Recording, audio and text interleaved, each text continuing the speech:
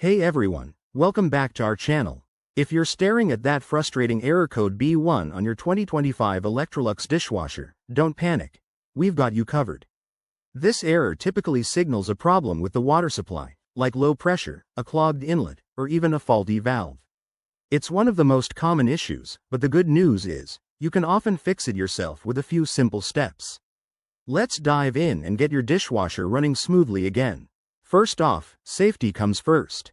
Always unplug your dishwasher or switch off the power at the circuit breaker before starting any troubleshooting. This prevents any accidents and keeps you safe. Step 1. Check the water supply. Make sure the water tap connected to your dishwasher is fully turned on and that there's no kink or blockage in the inlet hose.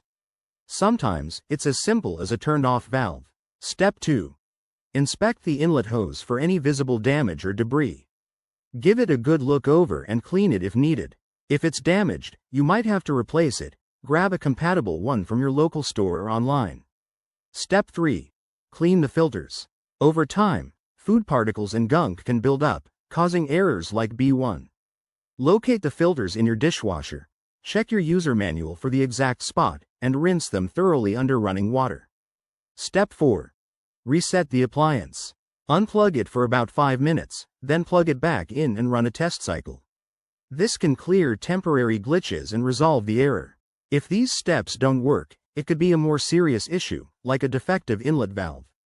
In that case, it's time to call a professional technician to avoid causing further damage.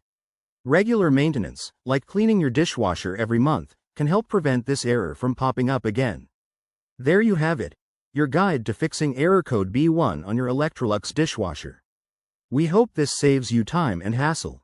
If it did, hit that like button, subscribe for more tips, and drop a comment if you have questions. Thanks for watching, and see you next time.